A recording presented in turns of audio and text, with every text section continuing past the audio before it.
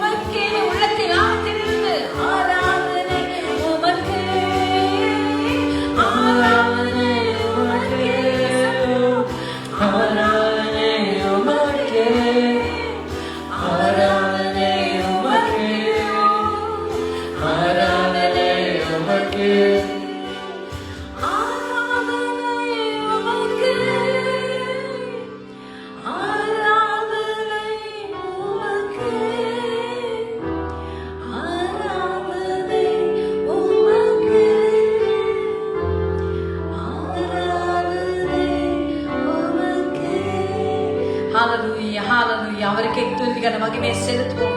ஏனென்று சொன்னால் அவர் எங்களுக்கு செய்த ஒவ்வொரு நன்மையும் அதை நாங்கள் துதிகளாக வெளிப்படுத்த வேண்டும். Every blessings hallelujah hallelujah is a call for worship. ஒவ்வொரு ஆசீர்வாதமும் அவரை துதிக்கிற துதி. ஹalleluya ரபதக ரலபரபஷாந்து ரலபா ஹalleluya hallelujah. ஓ அவர் எங்களுடைய பலவீன நேரத்தில் அவர் எங்களை அங்கே அவர் பாதத்தில் நாங்கள் போகிற பொழுது அவர் எங்களுக்கு விடுதலை கொடுக்கிறார். ஹalleluya.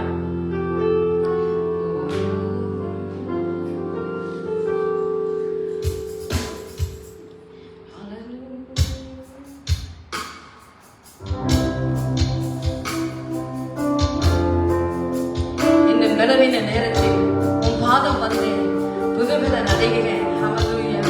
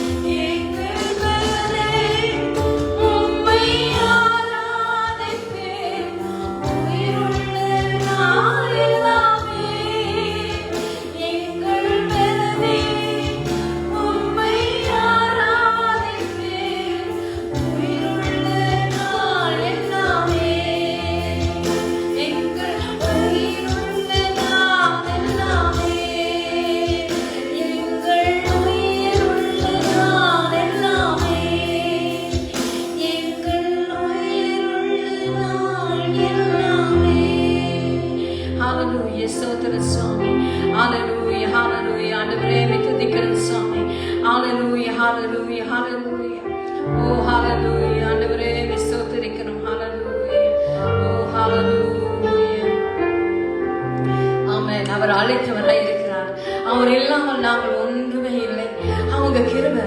ஆமே, அவருடைய கிருபை. ஹல்லேலூயா. நாங்கள் வேண்டி பாடுவோமா? உங்க கிருபை வேண்டுமே, உங்க கிருபை போதுமே, உங்க கிருபை இல்லாம நான் ஒன்றுமே இல்லை. ஹல்லேலூயா. ஹல்லேலூயா. ஸ்தோத்திரம்.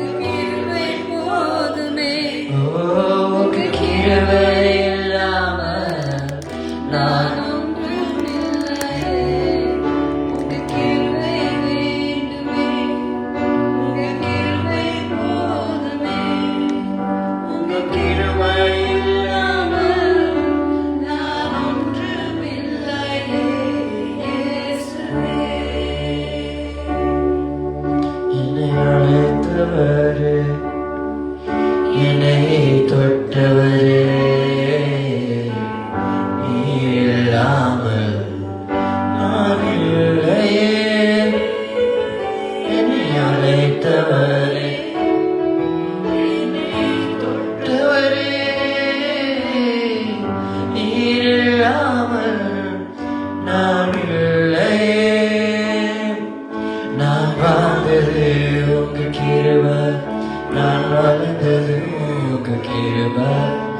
உயர்த்தி வைத்தீரே உம் கிருபையே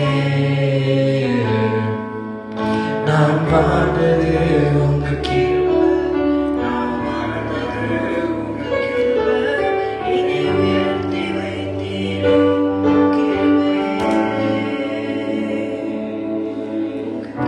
வேண்டுமே Hallelujah. உங்க கிருபை போதுமே உங்க கிருபை இல்லாமல் நான் ஒன்றுமில்லையே உங்க கிருபை வேண்டுமே உங்க கிருபை போதுமே உங்க கிருபை இல்லாமல் Hallelujah. Hallelujah.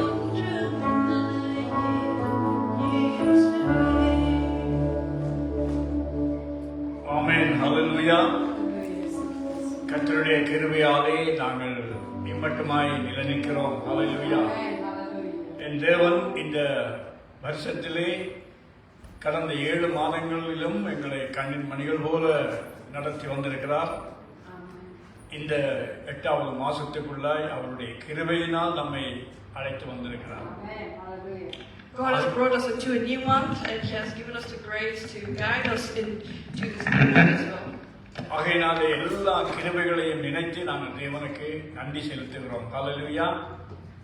So we have come here to give Him thanks to all that He has done to us and for all the grace that He has given to us to face. இந்த நாளிலே நாங்கள் தேவனுடைய வார்த்தைக்கு ஆதாரமாக ஒரு வார்த்தையை நாங்கள் வாசிக்க போகிறோம். We're going to read a verse from the Bible that it will be today's story. சங்கீதங்களின் புஸ்தகம் 22ஆம் அதிகாரம் 3வது வசனத்தை நாங்கள் வாசிக்கிறோம்.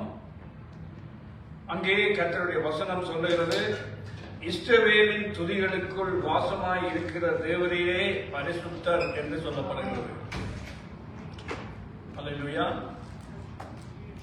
இஸ்ரவேலின் துதிகளுக்குள்ளே வாசமாய் இருக்கிற தேவரீரே பரிசுத்தர் என்று தேவனை அங்கே உயர்த்துகிறதை நாங்கள் பார்க்கிறோம். சங்கீதம் 22:3. We read from Psalms chapter 22 verse 3. It says, "Yet you are enthroned as the Holy One. You are the one is to our praises." எனக்கு அருமையான தேவனுடைய பிள்ளைகளே, கர்த்தர் நம்மை இப்படி ஆசீர்வதிப்பாராக. Dearly beloved children of God, may God bless you. தேவனை நாங்கள் ஆராதிக்கும்படியாக இந்த இடத்திலே வந்திருக்கிறோம். We've come here to worship Him. Welcome. தேவன் இந்த நாளிலே நம்மை ஆசீர்வதிக்கும்படியாக தேவன் நம்மை இந்த ஆலயத்திலே நம்மை கூட்டி வந்திருக்கிறார். God has brought us here to glorify and to be a blessing to others here today. இந்த நாளிலே நாங்கள் தேவனுடைய வார்த்தையிலிருந்து தேவனை துதிக்கிற துதியும் தேவ பிரசன்னமும் என்கிற தலைப்பிலே நாங்கள் தேவ வசனத்தை தியானிக்க போறோம். We are going to meditate upon the topic of meditating and praising God. எங்களுடைய தேவன் அவர் துதிகளுக்குள்ளாய் வாசம் பண்ணுகிற தேவனாய் இருக்கிறார். Our God is a God who is present in our midst and where His praises are being praised. தேவனை நாங்கள் துதிக்கிற பொழுது தேவன் எங்கள் மத்தியிலே அவர் பிரசன்னமாகிறவராய் இருக்கிறார். When you praise God, He will. Amen. Pray for him. ஹல்லேலூயா. ஸ்தோத்திரம் ஆண்டவரே. அன்பு பரலோக பிதாவே, அருமையான சகோதரனுக்காக நான் ஜெபிக்கிறேன் ஆண்டவரே. கர்த்தாவே, உம்முடைய பிள்ளைகள் அறிவேல் ஆண்டவரே, பிள்ளைகளுடைய ஆண்டவரே இதய காயங்கள் இதய வேண்டுதல்கள் ஒவ்வொன்றையும் நீர் அறிவீரப்பா. இந்த வேளையிலும் உம்முடைய பிள்ளையை ஆசீர்வதிக்கும்படியாக நான் ஜெபிக்கிறேன். நீ தொடும்படியாக நான் ஜெபிக்கிறேன் அப்பா. கர்த்தாவே, உம்முடைய பிரசன்னத்தினால் மகனை மூடும்படியாக In the mighty name of Jesus, hallelujah. ஜெபிக்கிறேன். ஹல்லேலூயா. Thank you, Jesus. Jesus, Jesus. Amen. Bless you, bless you. God bless you. Hallelujah. Amen. கர்த்தருடைய வசனம் சொல்லுகிறது. Bless you, bless you. Bless you, brother. Bless you.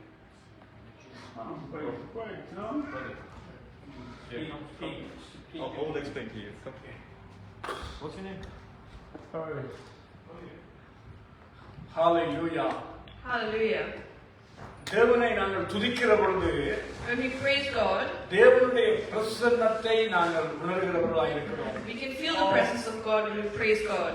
கர்த்தருடைய வேதவசனம் இப்படியாக சொல்லுகிறது. This is what the Word of God says. உபாகமம் 4ஆம் அதிகாரம் 7-8 வசனத்தை வாசித்து பாருங்கள். உபாகமம்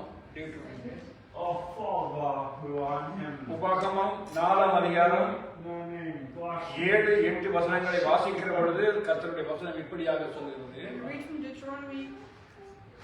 4ஆம் அதிகாரம் 7-8 வாசிக்கிற பொழுது தேவனுடைய வசனம் இப்படியாக சொல்கிறது.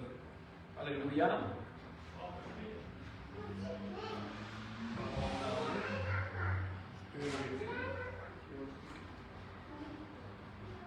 What other nation is so great as to have their gods near them the way the Lord our God is near us whenever we pray to Him? And what other nation is so great as to have such righteous decrees and laws as this body of laws I am setting before you today? நம்முடைய தேவனாகிய கர்த்தரை நாம் தொழுது கொள்ளுகிற போதெல்லாம் அவர் நமக்கு சமீபமாய் இருக்கிறது போல தேவனை இவ்வளவு சமீபமாய் பெற்றிருக்கிற வேறே பெரிய ஜாதி எது என்று தேவனுடைய வசனம் நம்மை ஒரு கேள்வி கேட்கிறது. இந்நாளிலே நான் உங்களுக்கு விதிக்கிற இந்த நியாயப்பிரமாணம் முழுவதையும் ஒத்த இவ்வளவு நீதியுள்ள கட்டளைகளையும் நியாயங்களையும் பெற்றிருக்கிற வேறே ஜாதி எது என்று அங்கே மோசே இஸ்ரவேல் ஜனங்களுடைய பேசுவதை நாங்கள் பார்க்கிறோம். And he says, and what other nation is so great as to have such righteous decrees and laws as this body of laws I am setting before you today? அப்படி என்ற அருமையான தேவனுடைய பிள்ளைகளே, நாங்கள் தேவனை துதிக்கிற பொழுது தேவன் நம் மத்தியிலே வருகிறவராக நமக்கு சமீபமாக நமக்குள்ளே வருகிறவராக இருக்கிறார். ஹல்லேலூயா. We can see when we praise and worship God, we can see that our God, He will come in our midst and He will be present where we are. ஆகையினாலே தேவனுடைய வசனம் இப்படியாக சொல்லுகிறது, சங்கீதக்காரன் இப்படியாக சொல்லுகிறார். So the psalmist says, சங்கீதம் 34 முதலாம் வசனத்தை நீங்கள் வாசித்து பாருங்கள். அங்கே சொல்லுகிறார், நான் கர்த்தரை எக்காலத்திலும் துதிப்பேன் என்று சொல்லுகிறார். It says in Psalms chapter 34 verse 1, it says, I will extol the Lord at all times, His praise will always be on my lips. அவருடைய துதி எப்பொழுதும் என் வாயில் இருக்கும் என்று சொல்லுகிறார். His praise will always be on my lips. அப்படி என்றால் தேவனுடைய பிள்ளைகளே, If it's like that, my dearly beloved children of தேவனுடைய God, பிரசன்னத்தை நாங்கள் உணர வேண்டும் என்று சொன்னால் கர்த்தருடைய துதி எங்களுடைய நாவிலே எப்பொழுதும் இருக்க வேண்டும். if we want to feel God's presence, then we should make sure that His praise is always on our lips. கர்த்தரை நாங்கள் தொழுது கொள்ள துதிக்க தேவனுடைய பிரசன்னம் எங்களை மூடுகிறதாக நிரப்புகிறதாக இருக்கிறது. We can see whenever we keep praising God and keep His praise in our lips, we can see that He fills us with His Holy Spirit. அதே சங்கீதம் 92 முதல் 5 வசனங்களையும் வாசிக்கிற பொழுது, When we read from Psalms chapter 92, the first 5 verses, அங்கே சங்கீதக்காரன் இப்படியாக சொல்லுகிறார், the psalmist says like this, கர்த்தரை துதிப்பதும் உன்னதமானவரே உமது நாமத்தை கீர்த்தனம் பண்ணுவதும் 10 நரம்பு வீணையினாலும் தம்புருவினாலும் தியானத்தோடு வாசிக்கும் சுரமண்டலத்தினாலும் காலையிலே உமது கிருபையையும் இரவிலே உமது சத்தியத்தையும் அறிவிப்பதும் நலமாயிருக்கும். கர்த்தாவே, உமது செய்கைகளால் என்னை மகிழ்ச்சியாக்கினீர். உமது கரத்தின் கிரியைகளின் நிமித்தம் ஆனந்த சத்தமிடுவேன். கர்த்தாவே, உமது கிரியைகள் எவ்வளவு மகத்துவமானவைகள், உமது யோசனைகள் மகா ஆழமானவைகள் என்று சங்கீதத்திலே வேதம் சொல்லுகிறது. it says, it is good to praise the Lord and make music to your name, O Most High, proclaiming your love in the morning and your faithfulness at night, to the music of the 10-stringed lyre and the melody of the harp, for you make me glad by your deeds, Lord. I sing for joy at what your hands have done. How great are your words, Lord! How profound your thoughts. எனக்கு பிரியமான தேவனுடைய பிள்ளைகளே, Dearly beloved children of God, கர்த்தரை நாங்கள் துதிக்கிற பொழுது, தேவனுடைய பிரசன்னம் நம்மை நிரப்புகிற பொழுது, முதலாவது நமக்குள்ளே ஒரு தேவனுடைய மகிழ்ச்சி இன்பத்தை தேவன் நமக்கு கட்டளையிடுகிறார். when we praise the name of the Lord and proclaim His love, we can see the first thing happens is that we are being filled with His love. ஆகவே அந்த வசனம் சொல்லுகிறது, உம்முடைய செய்கைகளால் என்னை மகிழ்ச்சியாக்கினீர் என்று வேத வசனம் சொல்லுகிறது. It says that you make me glad by your deeds, Lord. அதனால தேவனுடைய பிள்ளைகளை நாங்கள் கர்த்தரை தொழுது கொள்கிற பொழுது அவருடைய கிரியைகளை நாங்கள் நினைவு கூர்ந்து நாங்கள் தொழுது கொள்கிறோம், துதிக்கிறோம்.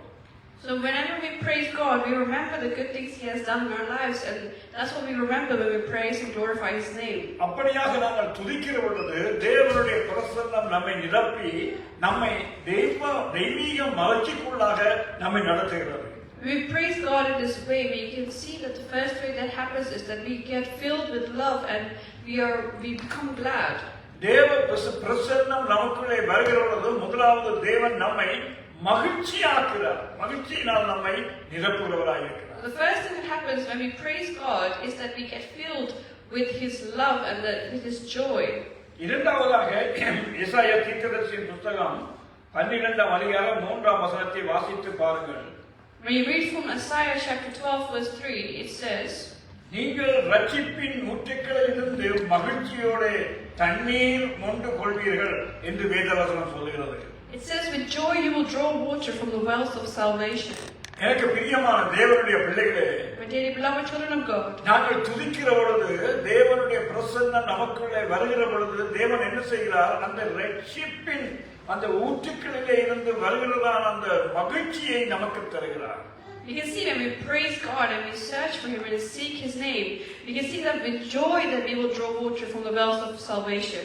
ஆகவேதான் பக்தன் இப்படி பாடுகிறார், ஊற்று தண்ணீரே எங்கள் தேவ ஆவியே, ஜீவநதியே எம்மில் பொங்கி பொங்கி வா.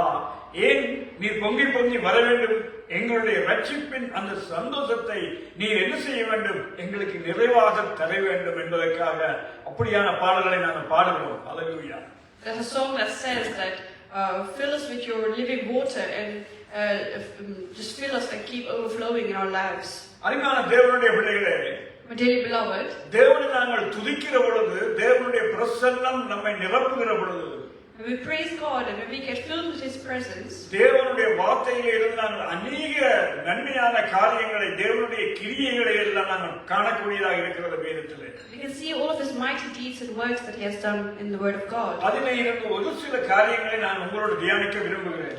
I would like to meditate upon one of these things with you. நாங்கள் பார்க்கிறோம் 2 நாளாகமம் 7ஆம் அதிகாரம் முதல் 3 வசனங்களை வாசித்து பாருங்கள்.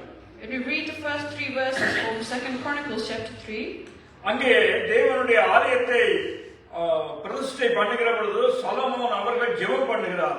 ஜெபம் பண்ணி முடிக்கிற பொழுது அந்த தேவனுடைய மகிமையை அங்கே ஜனங்கள் உணர்கிறதை நீங்கள் பார்ப்பீர்கள். வசனத்தை வாசிக்கிறேன், கேளுங்கள். சொலொமோன் ஜெபம் பண்ணி முடிக்கிற போது அக்கினி வானத்திலே இருந்து இறங்கி சர்வாங்க தகன பலியையும் மற்ற பலிகளையும் பட்சித்தது. கர்த்தருடைய மகிமையும் ஆலயத்தை நிரப்பிற்று. ஹல்லேலூயா.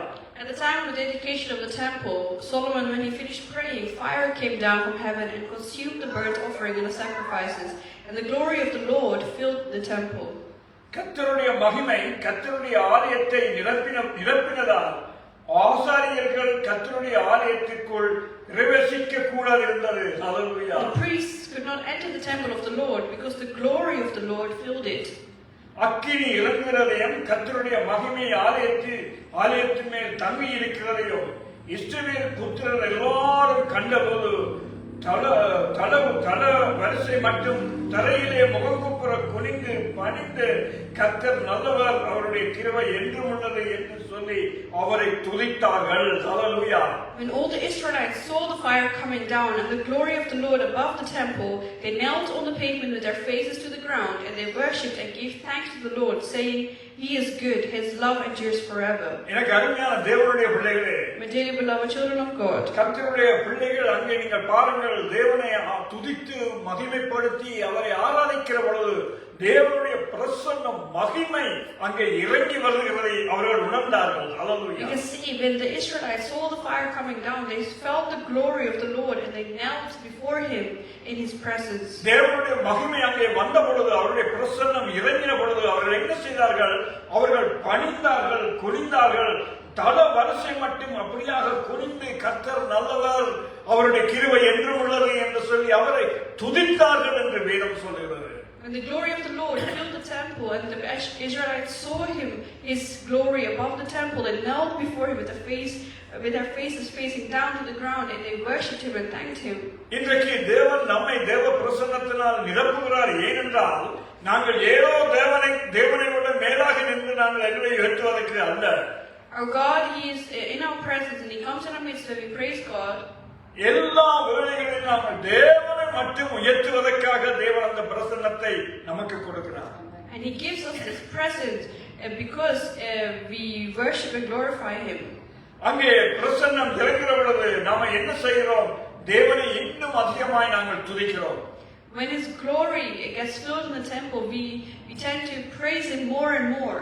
நாங்கள் யாத்திரையாகமம் 33ஆம் அதிகாரம் 14ஆம் வசனத்தை வாசிக்கிற பொழுது, யாத்திரையாகமம் 33:14ஆம் வசனத்தை வாசிக்கிற பொழுது, அங்கே மோசே தேவனிடத்திலே ஒரு விண்ணப்பத்தை வைக்கிறார்.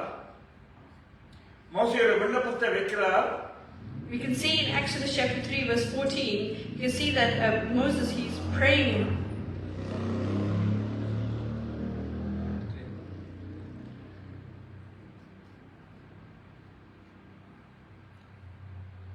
அங்கே தேவன் சொல்லுகிறார், அதுக்கு அவர், என்னுடைய சமூகம் உனக்கு முன்பாக செல்லும், நான் உனக்கு இளைப்பாறுதல் தருவேன் என்றார். ஹல்லேலூயா. The Lord replied, my presence will go with you and I will give you rest.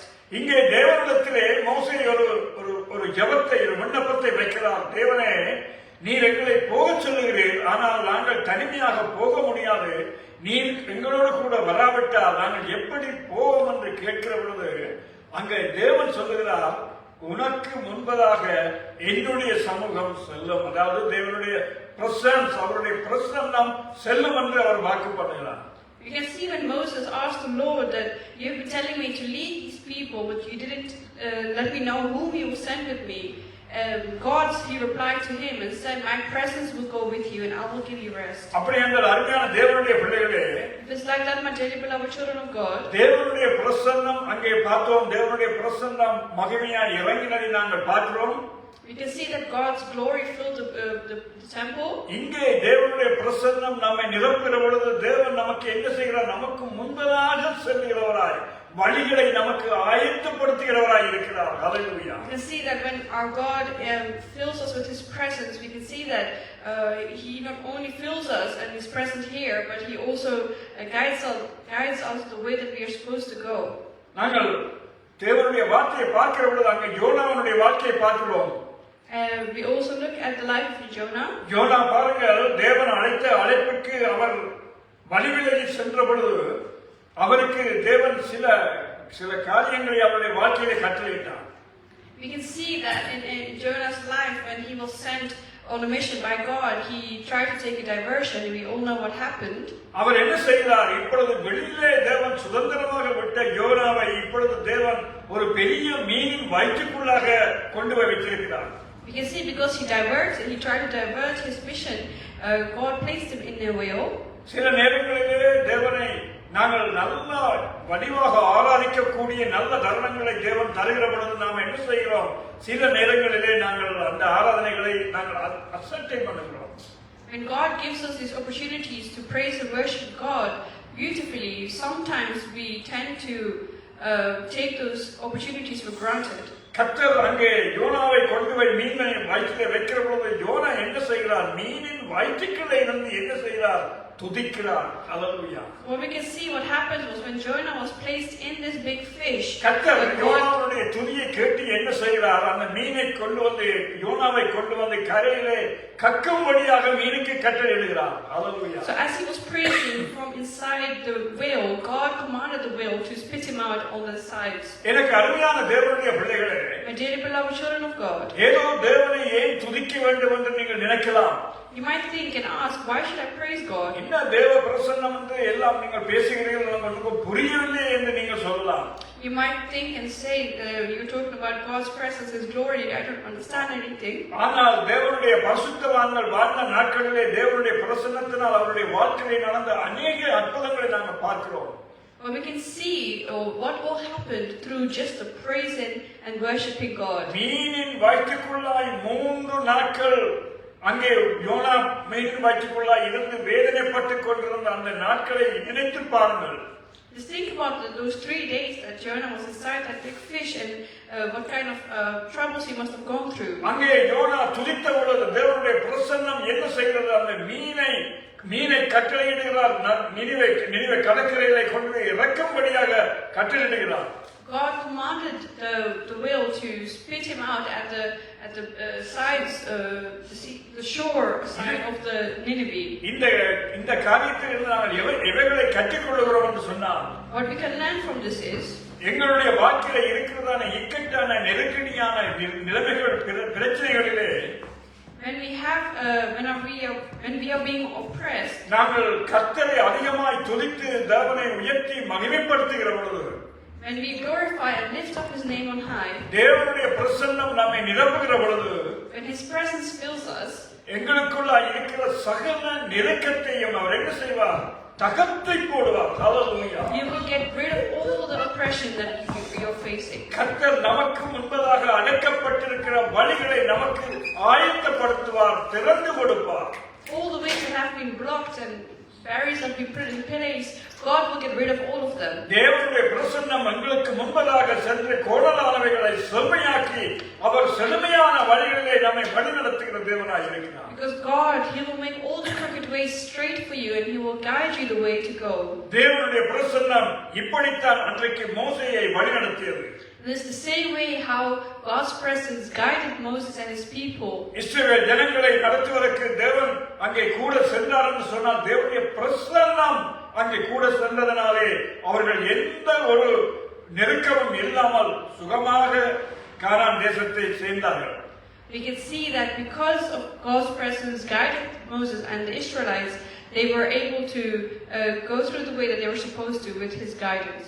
இன்னொரு காரியத்தை நாங்கள் பார்க்கலாம். We can look at another thing. தேவனுடைய பிரசன்னம் நமக்குள்ளே வருகிற பொழுது, when God's presence comes and fills us, எங்களுக்கு விரோதமாக எழும்பி வருகிறவர்களை தேவன் என்ன செய்வார்? அவர்களுக்குள்ளே வெட்டுண்டு மடிய செய்வார். ஹல்லேலூயா. So we can see when there's another situation where God, He is able to fight your battles for you. அங்கே நாங்கள் வாசிக்கிறோம், 2 நாளாகமம் 20ஆம் அதிகாரம் 22ஆம் வசனத்தை வாசித்து பாருங்கள். When you read from 2 Chronicles chapter 20 verse 22, it says, அவர்கள் என்ன செய்கிறார்கள்? கர்த்தரை பாடி துதி செய்ய தொடங்கின போது யூதாவுக்கு விரோதமாக வந்து பதிவிருந்த அம்மோன் புத்திரரையும் மோவாபியரையும் சேயீர் மலை தேசத்தாரையும் ஒருவருக்கு விரோதமாக ஒருவரை கர்த்தர் எழும்ப பண்ணினதால் அவர்கள் வெட்டுண்டு விழுந்தார்கள். ஹல்லேலூயா. We can see in verse 22, as they began to sing and praise, the Lord set ambushes against the men of Ammon and Moab and Mount Seir who were invading Judah, and they were defeated.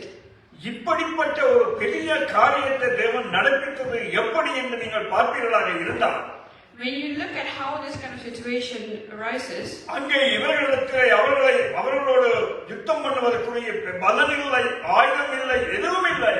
So they didn't have any tools, any weapons, any equipments to fight these battles. ஆனால் ஒன்றே ஒன்று இருந்தது.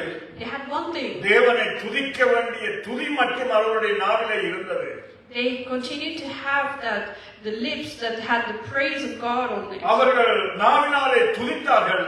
They sang God's praises with their tongues. கர்த்தரை மகிமைப்படுத்தினார்கள். They glorified God's name. கர்த்தரை உயர்த்தினார்கள். They lifted up His அந்த name. இடத்திலே தேவனுடைய பிரசன்னம் இறங்கிட்டு, And God's glory filled the place. எவர்கள் தேவ பிள்ளைகளுக்கு விரோதமாக எழுப்பினார்கள் அவர்களுக்குள்ளே வெட்டுண்டு மடிய செய்யும்படியாக என் கர்த்தர் செய்தார். ஹல்லேலூயா. Whoever was invading the place and coming against His people, God fought the battles and He defeated them. இன்றைக்கு அருமையான தேவனுடைய பிள்ளைகளே, Even today, my dearly beloved children of God, நீங்கள் எப்படிப்பட்ட நிலைமையில இருக்கிறீர்களோ நான் அறியேன்.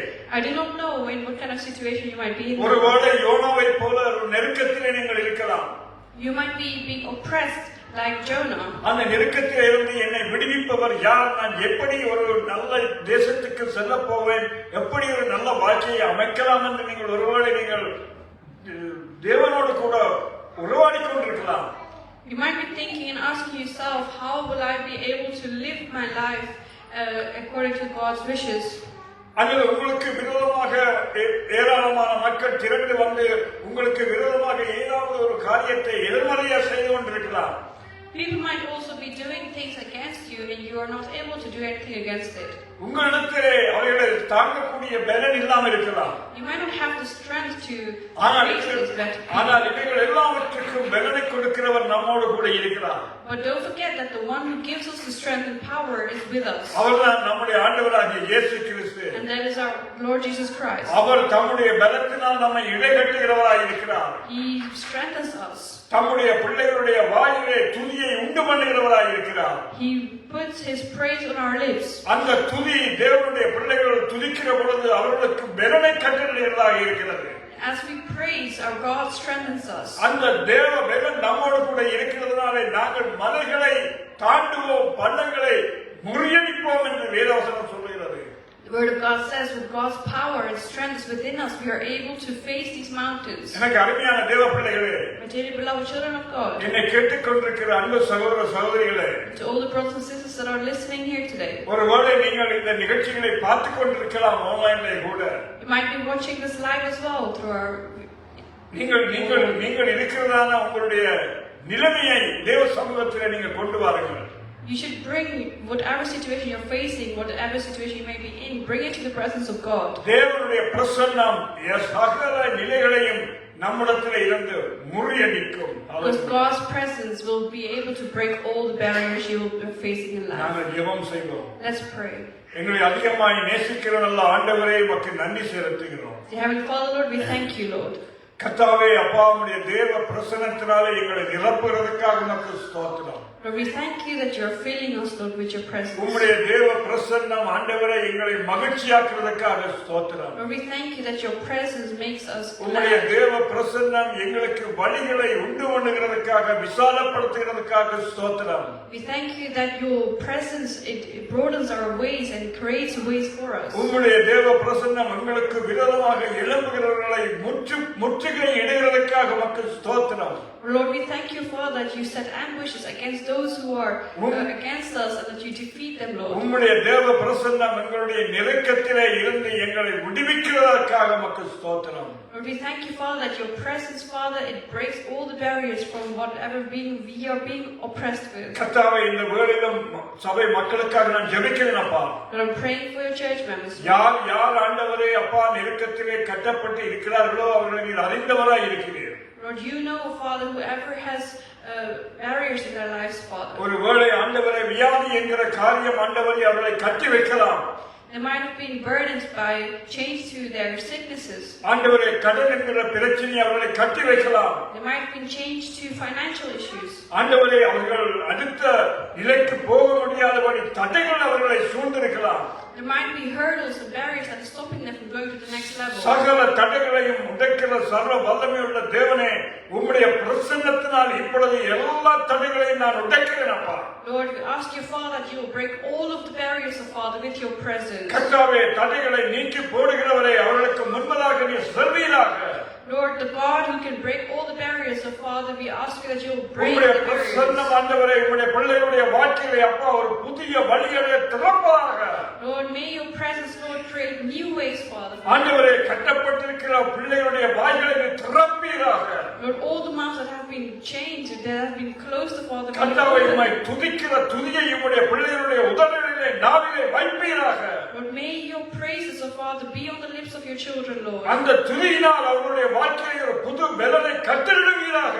Lord, may your praises may bring a new life to them, Lord. உம்முடைய வல்லமையுள்ள கரத்திலே ஒவ்வொருவரையும் அர்ப்பணித்து ஜெபிக்கிறேன். Lord, I place all of your children into your precious hands, Lord. நீர் கிருபை பாராட்டுவீராக. Lord, may you fill them with your glory, Lord. ஒவ்வொருவர் மேலும் தேவ பிரசன்னத்தை கட்டளிடும்படியாக நான் ஜெபிக்கிறேன். Lord, we ask that your presence will be upon all of your children, Lord. உம்முடைய பிள்ளைகள் ஒவ்வொருவரும் தேவ பிரசன்னத்தினால் நிரப்பப்படுவார்களாக. Lord, we ask that your children will be filled with your presence. இப்பொழுதே அது நடப்பதாக. May that happen right O in this moment. Hallelujah. Hallelujah. ஓ ரிபா பாபா ஷபா பாபா ஹalleluya. ஓ ரிகாலா பாபா ரபா ஷந்தரபா ஹalleluya. அப்பா இப்பொழுதே ஆண்டவரே உம்முடைய தேவ பிரசன்னம் ஒவ்வொரு மேலும் இறங்குவதாக. May your presence be filled upon your people. மகிமையின் பிரசன்னம் இறங்குவதாக. May it come down on your people. ஓ ரிகாலா பாபா ரமாலி ரிஹிரா பாபா லாபா ஹalleluya. மக்கு ஸ்தோத்திரம் அப்பா, ஸ்தோத்திரம். ஆண்டவரும் இரட்சகரும் மீட்பருமாகிய இயேசு கிறிஸ்துவின் நாமத்தினாலே ஆசீர்வதித்து ஜெபிக்கிறேன் என் ஜீவனுள்ள நல்ல பிதாவே. In the name of our Father we pray. எல்லாருமாக நாங்கள் சேர்ந்து சொல்லுவோம். Let's all say together. என் ஆத்துமாவே கர்த்தரை ஸ்தோத்திரி, என் முழு உள்ளமே அவருடைய பரிசுத்த நாமத்தை ஸ்தோத்திரி. என் ஆத்துமாவே கர்த்தரையே ஸ்தோத்திரி, கர்த்தர் செய்த சகல உபகாரங்களையும் என்றென்றும் மறவாதே. ஆமென், ஆமென், ஆமென். நம்முடைய கர்த்தராகிய இயேசு கிறிஸ்துவின் கிருபையும் பிதாவாகிய தேவனுடைய அன்பும் பரிசுத்த ஆவியானவருடைய வழிநடத்துதலும் நம் அனைவரோடு கூட இருப்பதாக. ஆமென், ஆமென், ஆமென். ஹல்லேலூயா. கர்த்தர் தாமே உங்கள் ஒவ்வொருவரையும் ஆசீர்வதிப்பாராக. May God bless each and every one of you. Amen, amen, amen. Hallelujah, hallelujah.